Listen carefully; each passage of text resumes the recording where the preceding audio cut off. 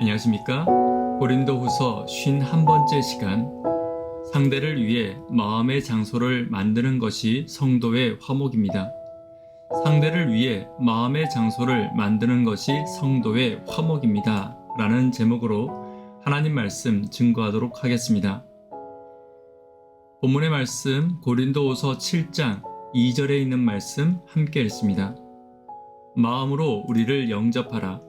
우리가 아무에게도 불의를 하지 않고 아무에게도 해롭게 하지 않고 아무에게도 속여 빼앗는 일이 없노라. 본문에 마음으로 우리를 영접하라는 말을 직역하면 마음속에 우리가 들어갈 장소를 만들라는 말로 직역할 수 있습니다. 고린도 교회에서의 분쟁은 여러 문제로부터 시작된 것이지만 그 문제를 해결하기 위해서는 먼저 성도들 간에 상대를 위한 마음의 장소를 만드는 것이 필요한 것입니다.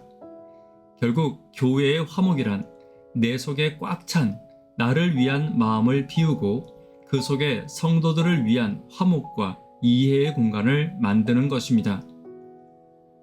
그리고 그 마음의 공간에 상대방을 향한 존중과 소중히 여기는 마음을 채워 나가는 것입니다. 다시 말해 상대방이 나의 신앙과 인생에 반드시 필요한 존재라는 것을 인식하고 그것을 받아들여야 합니다. 바울은 성도들의 화목을 위해 권고하며 마음속에 우리를 향한 공간을 만들라는 말로 권고하고 있습니다. 오늘은 우리가 만들어가야 할 마음의 공간이란 무엇인지 본문을 통해 함께 살펴보도록 하겠습니다. 첫 번째, 성도는 의로움을 넘어선 사랑이 있어야 합니다. 2절입니다. 마음으로 우리를 영접하라. 우리가 아무에게도 불의를 하지 않고 아무에게도 해롭게 하지 않고 아무에게도 속여 빼앗은 일이 없노라. 바울은 여러 오해를 받고 있었지만 그 오해로 인해 결코 자신도 같은 일을 행하지는 않았습니다. 잘못된 소문을 소문으로 대응하지 않았고 거짓된 이야기를 만들어내지도 않았습니다. 오직 하나님이 주신 것만을 이야기했으며 하나님이 주신 사랑의 기준을 흐트리지 않았습니다. 이것은 단순히 도덕적으로 불의를 행하지 않는 것을 넘어서서 예수님의 모본을 따라 그들을 사랑했다는 것을 나타내는 것입니다. 어떤 성도들은 내가 도덕적으로 의롭게 사는 것을 신앙의 목표로 삼을 때가 있습니다. 그러나 성도의 삶은 내가 의롭게 사는 것을 넘어서서 적극적으로 사랑하는 것으로 나아가야 합니다. 죄를 짓지 않는 것을 넘어서서 적극적인 선을 행하며 사는 것이 그리스도가 원하시고 내가 닮아가야 할 예수님의 의로움의 기준인 것입니다. 오늘 저와 여러분의 삶이 예수님을 닮아 악을 악으로 갚지 않고 죄 짓지 않는 것을 넘어서서 적극적인 사랑으로 나아가는 저와 여러분 되기를 간절히 바랍니다. 두 번째, 성도는 아버지의 마음을 잃지 않아야 합니다.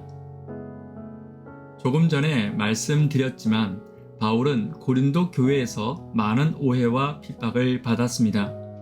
불의한 자라는 오해를 받았고 사람을 해롭게 하고 속이는 자라는 오해도 받았습니다. 그리고 거짓된 교리를 가르치는 교만한 자라는 오해도 받았습니다. 그러나 바울은 고린도 성도들을 향하여 영적인 아버지로서의 태도를 결코 잃어버리지 않았습니다. 고린도후서 6장 13절을 함께 보도록 하겠습니다. 내가 자녀에게 말하듯 하노니 보답하는 양으로 너희도 마음을 넓히라. 성도는 성도를 향하여 아버지의 마음을 잃지 않아야 합니다. 여기서 아버지란 아버지의 자세를 가지는 것이 아닌 아버지의 마음을 말하는 것입니다. 많은 성도들이 이 말을 오해해서 아버지의 지도하고 다스리는 자세만 가지고 있고 아버지의 마음은 생각하지 않을 때가 많이 있습니다. 성도에게 필요한 아버지의 마음은 자녀를 사랑하고 책임지는 아버지의 마음, 자녀를 끊임없이 용서하는 아버지의 마음, 자녀의 존경을 강요하는 것이 아닌 자녀를 위해 목숨을 내놓는 아버지의 마음과 사랑을 말하는 것입니다.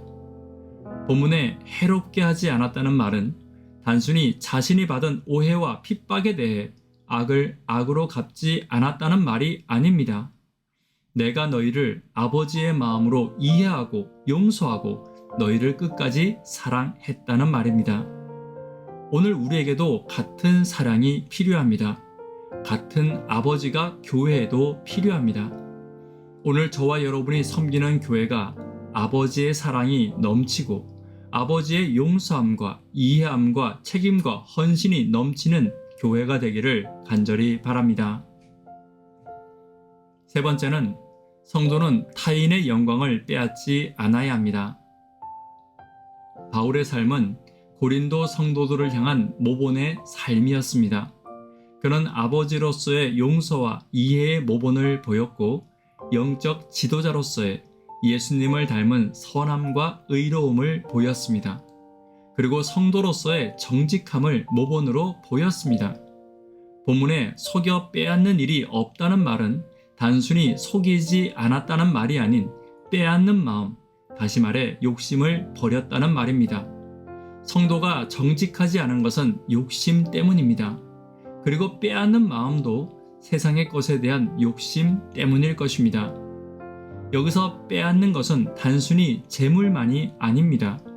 명예를 빼앗을 수 있고 영광을 빼앗을 수 있고 존경을 빼앗을 수 있습니다. 바울은 이런 마음들을 버리고 순전한 마음으로 그들을 향하여 헌신하였고 이 헌신이 그들을 향한 모본이 된 것입니다. 많은 성도들이 재물을 빼앗는 일은 하지 않습니다. 그러나 하나님의 영광을 빼앗는 일, 그리고 다른 성도의 존경을 시기하여 빼앗는 일, 다른 성도의 칭찬을 빼앗는 일, 심지어 하나님을 향한 주목을 자신이 빼앗는 일마저 있었습니다. 그렇다면 바울은 어떤 삶을 살았습니까?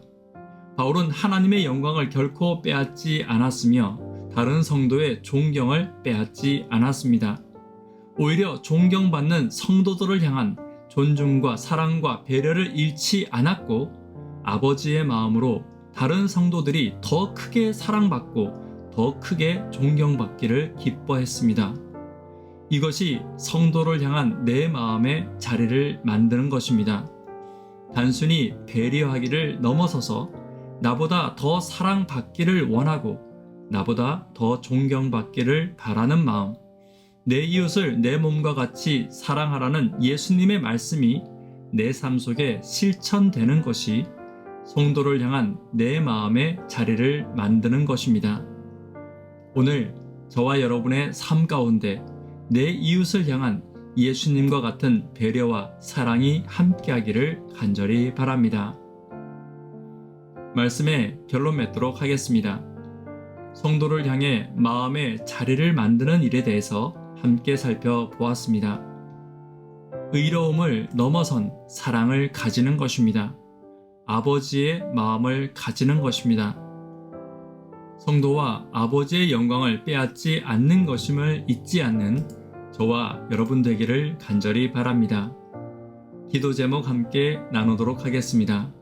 구도자분들을 위해 하루 10분 하나님과 동역하기를 위해 기도 부탁드립니다.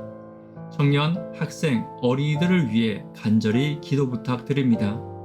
육신이 연약하신 분들을 위해 기도 부탁드립니다. 성도를 향한 마음의 자리를 마련하는 내가 되기를 위해 기도 부탁드립니다. 이 시간 개인적으로 기도하도록 하겠습니다. 감사합니다.